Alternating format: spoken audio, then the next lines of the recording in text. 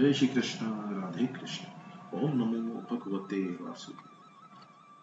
श्री रामचंद्र कृपालु भज मन हरण भव भय दारुण नव कंज लोचन कंज मुख कंज पद कंजारुणम कंदर्प अगणित अमित छवि नव नील नीरज सुंदरम पट्टपीत मानहु कड़ित रुचि शुचि नौमि जनक सुतावरम भज दीन बंधु दिनेश दानव दैत्य वंश निकंदनम रघुनंद आनंद कंद कौशल चंद्र दशरथ नंदनम शिर मुकुट कुंडल तिलक चारु उधार अंग विभूषणम आजानुभुज शर चाप धर संग्रामजित खर दूषणम इति वदित तुलसी दास शंकर शेष मुनि मनरंजनम मम हृदय कंज निवास करु कामादिखल दल गंजन। जय श्याम रामचंद्र की जय। अब हम नौम स्कंद का प्रारंभ करने जा रहे हैं। प्रथम प्रथम स्कंद अधिकार लीला से संबंधित था। शिष्य का अधिकार बताया गया। जिसका अधिकार सिद्ध होता है उसे संत मिलते हैं। मृत्यु सिर पर सवार होने वाली है। ऐसा सुनने पर राजा परीक्षित के विलासी जीवन का अंत आया और वह सुधर गए। विलासी जीवन का अंत और भक्ति सिद्धि हो पाए तभी जीव अधिकारी बनता है। वैराग्य धारण करके जो बाहर निकल पड़ता है वह संत बनता है और उसे अपने आप सद्गुरु आ मिलते हैं। संत के घर ही संत पधारते हैं। तुम संत बनोगे तो तुमसे भी संत आ मिलेंगे। द्वितीय स्कंद में ज्ञान लीला आई। मनुष्य मात्र का कर्तव्य क्या है, आसन्न मृत्यु व्यक्ति का कर्तव्य क्या है, इन जैसे प्रश्नों की चर्चा करके ज्ञान दिया गया। तृतीय और चतुर्थ स्कंदों में सर्ग विसर्ग लीला वर्णित है। इसमें ज्ञान को क्रियात्मक रूप देने का उपदेश दिया गया है। ज्ञान को किस भांति जीवन में उतारा जाए, उसे कैसे क्रियात्मक किया जा सके, यह ध्रुव आदि के दृष्टांत के द्वारा बताया गया है। ज्ञान जब तक शब्दात्मक है तब तक शांति नहीं मिलेगी। जब वह क्रियात्मक सक्रिय होगा तभी शांति मिलेगी। पांचवा स्कंद स्थिति लीला का है। गुरु द्वारा प्राप्त ज्ञान को जीवन में उतारोगे तभी स्थिरता प्राप्त होगी। यह पांचवें स्कंद में बताया गया है। छठे स्कंद में पुष्टि लीला अनुग्रह लीला का वर्णन है। जो साधन करता है उसी पर प्रभु कृपा करते हैं। मनुष्य जब किसी स्वरूप में स्थिर निमग्न होता है तभी ठाकुर जी कृपा करते हैं। कुछ लोग समझते हैं कि खा पीकर हुष्ट पुष्ट होना ही पुष्टि मार्ग है। नहीं, ऐसा नहीं है। पुष्टि मार्ग तो यह बताता है कि ठाकुर जी के विरह में मनुष्य का जीवन कैसा होना चाहिए। ईश्वर को अपना सर्वस्व अर्पण कर दो। इंद्रियों को भक्ति रस में सारोबार कर दो। वैसा करने पर ही इंद्रियों को पुष्टि मिलती है। मनुष्य यदि पुष्टि का ठीक से उपयोग करे और वासना के वेग में बह जाए तो वह पुष्ट होने की अपेक्षा दुष्ट ही बनता है। अनुग्रह के बाद भी अगर मनुष्य वासना के अधीन हो जाए तो वह पुष्ट नहीं बन पाता। सातवें स्कंद में असद वासना को दूर करने के संतों के धर्म बताए गए हैं। सातवां स्कंद वासना लीला का है। प्रभु की कृपा का यदि मनुष्य अच्छा उपयोग नहीं करे तो वासना ही जागती है। जो कुछ है उसका मैं अपने सुख के लिए ही उपयोग करूंगा, ऐसा सोचना असद वासना है। प्रहलाद को जो कुछ मिला था उसका उसने सभी के लिए उपयोग किया था। मुझे जो कुछ मिला है वह प्रभु का ही है। सुख भोग कर जो दूसरों को सुख देता है वह सज्जन तो है किंतु संत नहीं है। जो स्वयं दुख उठाकर अन्यों को सुख देता है वही संत है। रासलीला भागवत का फल है। रासलीला में वासना को संग लेकर जाओगे तो वहां प्रवेश नहीं मिलेगा। पुष्टि के बाद जगने वाली वासना अनर्थ उत्पन्न करती है। पुष्टि का सदुपयोग करने वाला देव है और दुरुपयोग करने वाला दैत्य। प्रहलाद देव माना गया क्योंकि उसने पुष्टि का सदुपयोग किया। हिरण्याकशिपु ने पुष्टि का दुरुपयोग किया, इसलिए वह दैत्य कहलाया। प्रहलाद की वासना सद्वासना है, हिरण्याकशिपु की वासना असद वासना है और सामान्य मनुष्य की वासना मिश्र वासना है। किंतु सभी लोग बुद्धि का सदुपयोग नहीं करते। ईश्वर द्वारा समय, संपत्ति और शक्ति का जो सदुपयोग करे वह देव है और जो दुरुपयोग करे वह दैत्य है। ईश्वर तो जीव पर कृपा करते ही हैं, किंतु अज्ञानी जीव उसका दुरुपयोग करता है, इसलिए वह दुष्ट बन जाता है।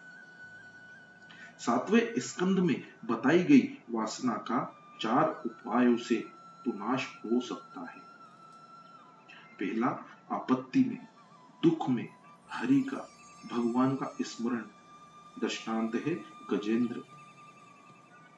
दूसरा है संपत्ति की अवस्था में सर्वस्व का दान, बलि राजा की भांति इस अवस्था में सर्वस्व का दान करने से वासना का क्षय होता है। तीसरा है विपत्ति की अवस्था में स्ववाचन का पालन, दृष्टांत बलि राजा।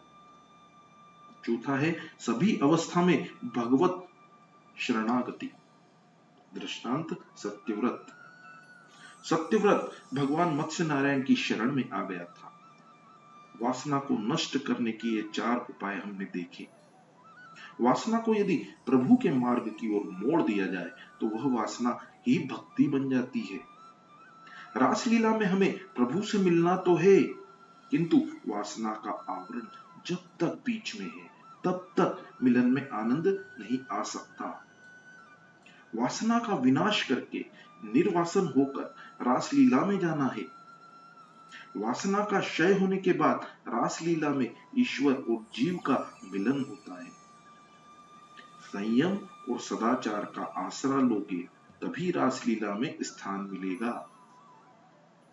अष्टम स्कंद में संतों के 4 धर्म बताए गए हैं। फिर भी सुखदेव जी को लगा कि अब भी परीक्षित राजा के मन में कुछ थोड़ी सी सूक्ष्म वासना रह गई है। यदि राजा उस सूक्ष्म वासना को मन में लेकर ही रासलीला में जाएंगे तो वहां भी उसे काम ही दिखाई देगा। मैं राजा को रासलीला में ले जाऊंगा, किंतु यदि उसके मन में काम बाकी रहा होगा तो उसे वहां भी लौकिक कामाचार ही दिखेगा। जिसके अपने मन में काम है उसे हर कहीं काम ही दिखाई देता है। एक गृहस्थ की जवान पुत्री ससुराल जाने लगी तो उसे रोना आ गया। पिता का हृदय भी भर आया। रोते रोते पुत्री पिता को वंदन करने लगी तो पिता ने उसे हृदय से लगा लिया और सांत्वना देने लगा। यह तो वात्सल्य भरा निर्दोष आलिंगन था, किंतु रास्ते पर चलते हुए किसी व्यक्ति ने इसे विकार से देखा। वह नहीं जानता था कि यह कौन है। पिता पुत्री का मिलन शुद्ध है, किंतु उससे भी लाख गुना शुद्ध है गोपी और कृष्ण, जीव और ईश्वर का मिलन। यह मिलन रासलीला में होता है।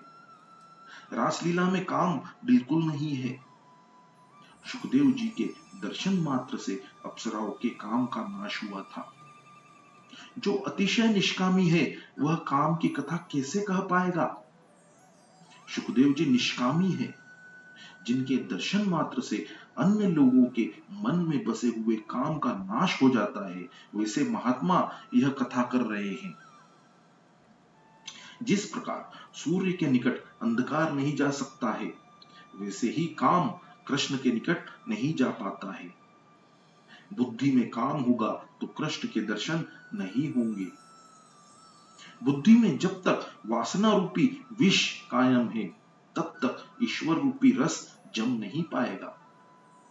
राजा की बुद्धि को स्थिर करने के लिए, शुद्ध करने के लिए नवे स्कंद में सूर्यवंशी और चंद्रवंशी राजाओं की कथा कही गई है। सूर्य है बुद्धि के स्वामी और चंद्र है मन के स्वामी। बुद्धि की शुद्धि के लिए सूर्यवंशी रामचंद्र जी का चरित्र कहा गया और मन की शुद्धि के लिए चंद्रवंशी श्री कृष्ण का। रामचंद्र की मर्यादा का पालन करोगे तो तुम्हारे मन का रावण मरेगा, तुम्हारे मन का काम मरेगा तो परमात्मा श्री कृष्ण पधारेंगे। राम के बाद कृष्ण आते हैं। जो रावण को काम को मार सकता है वही कृष्ण लीला का दर्शन कर सकता है। रामचंद्र जी के चरित्र का वर्णन रामायण में विस्तार से किया गया है। उसी का संक्षिप्त वर्णन यहाँ भी कुछ हेतु पूर्वक ही किया गया है। जो रामचंद्र जी की मर्यादा का पालन करता है उसे ही कन्हैया मिलता है। मन को शुद्ध करने के लिए ही ये लीलाएं हैं। इस नवे स्कंद में 2 प्रकरण हैं जो सूर्यवंशी और चंद्रवंशी राजाओं के विषय में है। सूर्यवंश में श्री रघुनाथ जी और चंद्रवंश में श्री कृष्ण अवतरित हुए।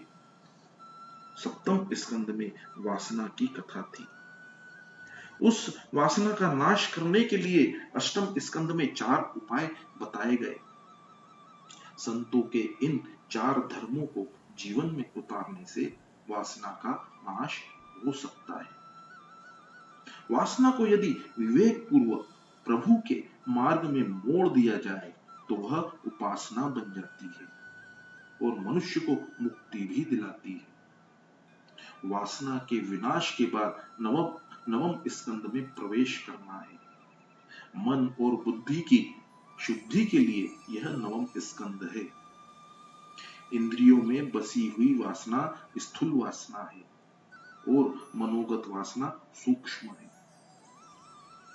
संतों के धर्मों को जीव में उतारने से स्थूल वासना का तो नाश होता है, किंतु मन और बुद्धि में बसी हुई सूक्ष्म वासना का नाश वैसी आसानी से नहीं हो पाता।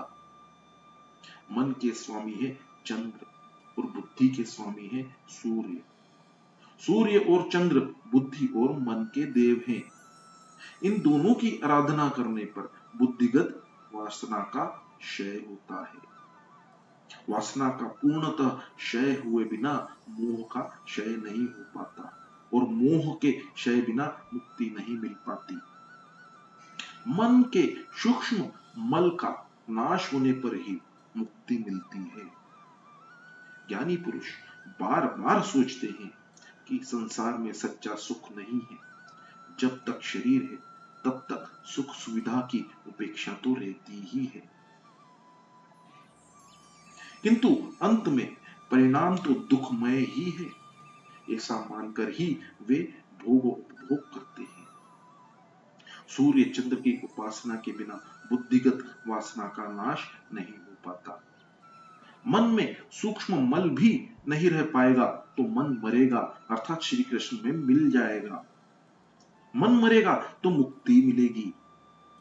आत्मा तो नित्य मुक्त है। मुक्त तो मन को करना है। संत धर्म के आचरण से इंद्रियगत विकार का नाश होता है। जो विकार वासना मन और बुद्धि में सूक्ष्म रूप से व्याप्त है उसका शीघ्र विनाश नहीं हो पाता। जिसका जन्म अंतिम है उसी का मन अति शुद्ध हो सकता है। मेरा मन तो शुद्ध ही है ऐसा विचार कभी ना करो, क्योंकि ऐसा करने से साधना उपेक्षित हो जाने की संभावना है। भोजन से चाहे संतुष्ट बनो, भजन से नहीं। सत्कर्म का तो असंतोष ही बना रहना चाहिए। इंद्रियगत वासना नष्ट होने पर भी मनोगत वासना बाकी रह जाती है। ईश्वर के साथ एक होना है। मन और बुद्धि में बसी हुई वासना कृष्ण मिलन में बाधा उपस्थित करती रहती है। हमारा लक्ष्य बिंदु तो है कृष्ण मिलन। हमें ईश्वर के साथ एकत्व साधना है। भगवान के साथ एक होने के लिए ही यह भागवत कथा है। भागवत कथा जीव को भगवान के साथ तन्मय करती है। कथा श्रवण पुण्य का काम है। कर्मों का फल तो कालांतर में मिलता है, जबकि भागवत कथा श्रवण का फल तो शीघ्र ही मिलता है। इस कथा श्रवण का फल है सांसारिक विषयों का विस्मरण और ईश्वर के साथ तन्मयता। सभी साधनों का यही फल है। कथा कीर्तन में अनायास ही तन्मयता हो जाती है।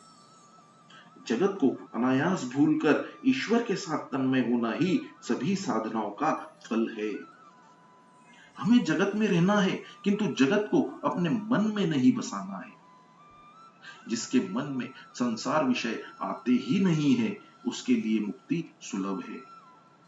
प्रभु के द्वारा उत्पन्न जगत भजन में विक्षेप करता नहीं है, किंतु जीव अपने मन में जिस जगत को बसाता है, वही भजन में विक्षेप करता बन जाता है। मन में से संसार के सूक्ष्म स्वरूप को बाहर करोगे, तभी वहां श्री कृष्ण आ बसेंगे। जय श्री कृष्ण, राधे कृष्ण। ओम नमो भगवते वासुदेवाय। जय श्री